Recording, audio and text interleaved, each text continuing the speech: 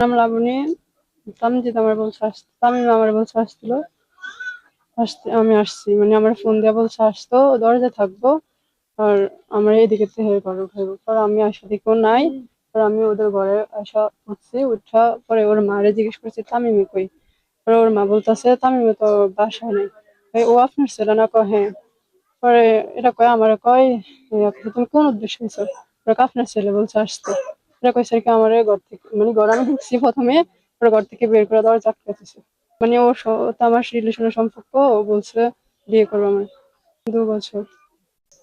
ও আমাকে বলছে বিয়ে করবে, বিয়ে করবা, কথা বলছি কিন্তু আমার বের করে দিছে ঘর থেকে।